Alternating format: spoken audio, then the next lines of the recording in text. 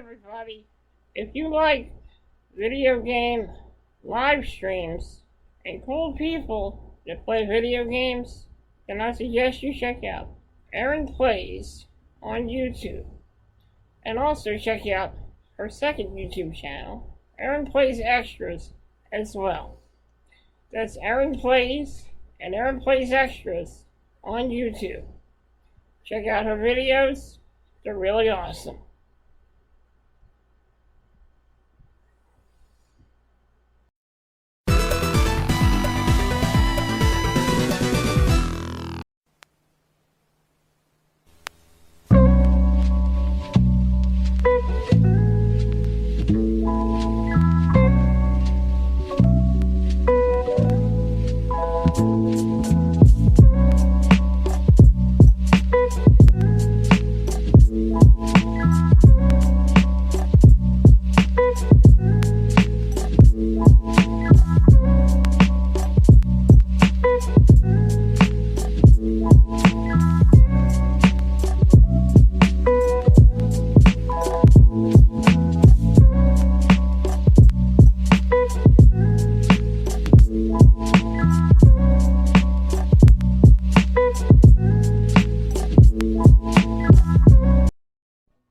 Hey everybody, it's me, Timmy Flyers Guy, and welcome to this week's edition of Back in the Day. I'm your host, Timmy Flyers Guy. In today's episode, we're going to take a look back at a news story from 2020, back in the early 90s, about the Mighty Morphin Power Rangers, and the phenomenon of the Mighty Morphin Power Rangers. This is a very in-depth and informative video, and there's a lot of questions in this video. Was Power Rangers a violent show? Did Power Rangers help kids in a good way or a bad way? Well, in my opinion, I loved Power Rangers when I was a kid. I watched the show all the time, and I never thought about doing the things that they do on the show. And there's some people who don't realize that Power Rangers is a TV show. It's not real life. And sometimes parents would get upset about Power Rangers because kids would imitate what they saw on television. But the problem is, kids need to learn not to imitate what they see on TV and realize the difference between make-believe and real.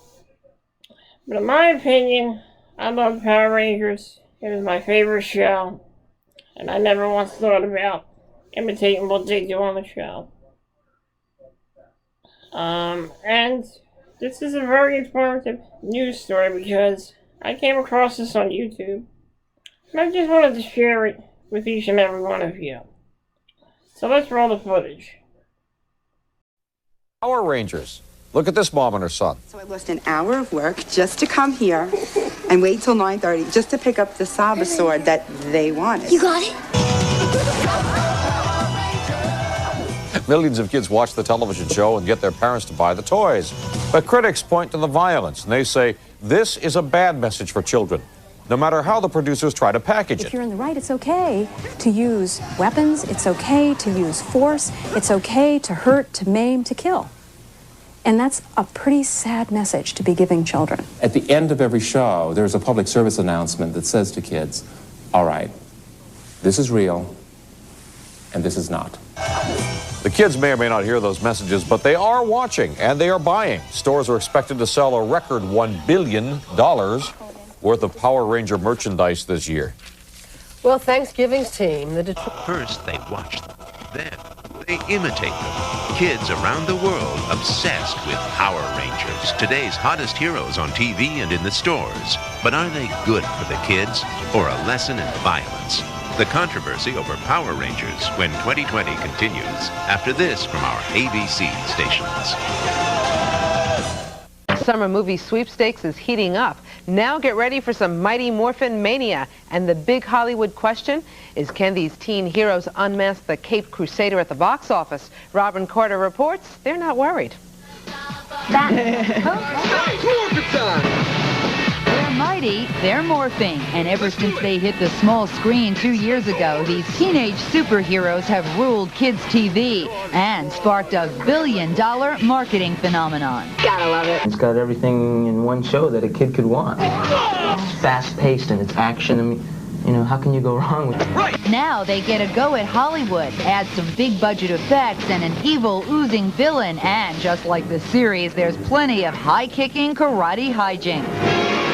In our civilian clothes, all the civilian fights is us. All the fights in the costumes are the stunt people who did an amazing job. But it was the new costumes that gave the Mighty Morphin Power Rangers a power challenge, weighing a mighty 40 pounds each. They gave the Rangers a more muscular, pumped-up look. It's like, get me in the thing, you know, it's just like took hours. But not everyone is a Rangers fan. Some parents and experts think these good guy teens are too violent for kids. The TV show has been banned in countries like Canada and New Zealand, but the Rangers say their message is positive. A lot of people think, you know, oh, martial arts, a kid's show? Oh, that's violent. That's got to be violent, you know. But they don't watch it. We're a positive role model for the kids, and we teach them right from wrong. And they are no longer just role models. One Ranger has become a breakout heartthrob. 20-year-old Jason David Frank was named one of People magazine's 50 most beautiful people. But he's not letting that go to his head. I'm just so excited to be here, and it's my dream come true, you know. Robin Carter, Fox News. Well, here's one thing the Power Rangers don't have. Their own cereal. Spider-Man does. He's more popular than ever because of the new Fox TV show on Saturdays. So now there's a breakfast cereal. The crunchy part is shaped like little spider webs, and it's got colored marshmallows shaped like other Spider-Man symbols. It's the most popular children's show of the decade, and if you're a parent, then you know what program we're talking about. The Power Rangers, of course. So get ready, Mom and Dad. The Power Rangers' first movie opens this week. It's sure to cause an outbreak of Mighty Morphin mania. It's morphin' time!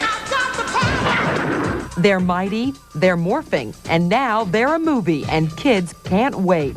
I like Power Rangers, and about every day I watch it. I think it's going to be a lot better than the TV show. They always win. Power Rangers!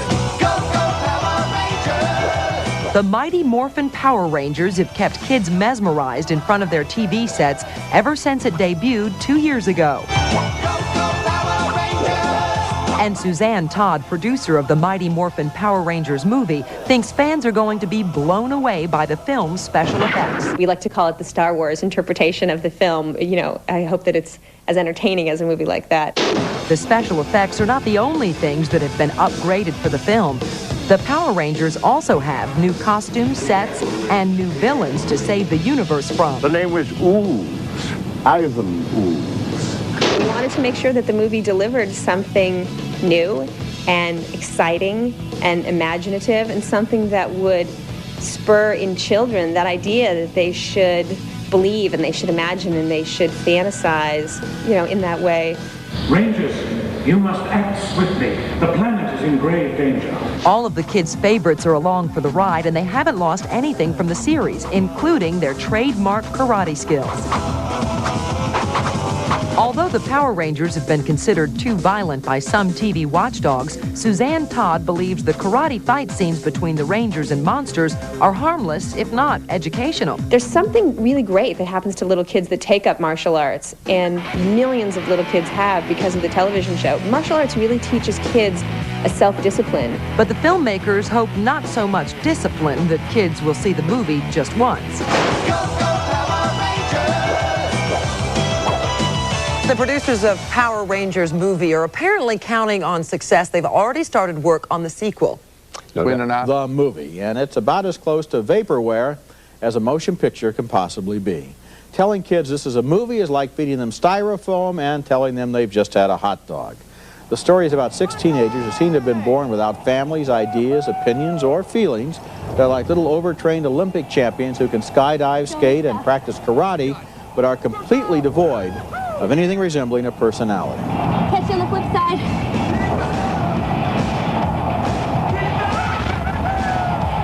Their assignment, protect the city of Angel Grove from an evil menace that has been buried for 6,000 years inside an egg. Ew, gross. Too kind. Allow me to introduce myself. I am the galactically feared, globally reviled, universally despised.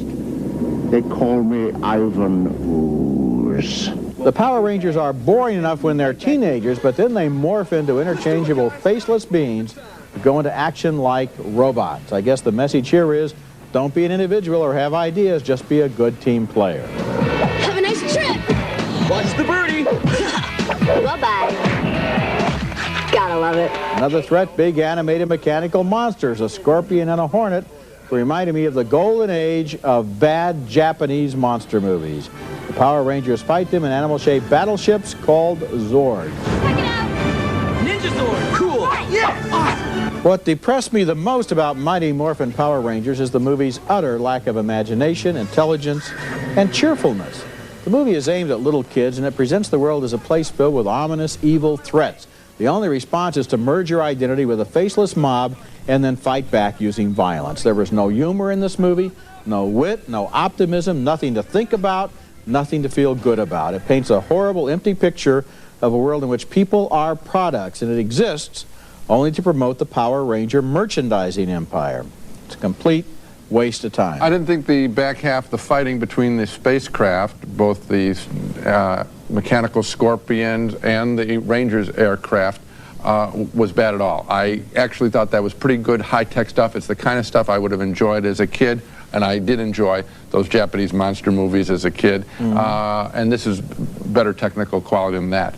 But my big complaint is, to get to that exciting stuff, you got to sit through an hour of absolute boredom, and the real loss was that the 6 kids have no personality. I would think that if you're starting it out, that what you do in writing a screenplay is write little personalities for each of the 6 kids. I mean, at this level, the 4 turtles, if that's how many there are really complex, psychologically interesting characters by comparison.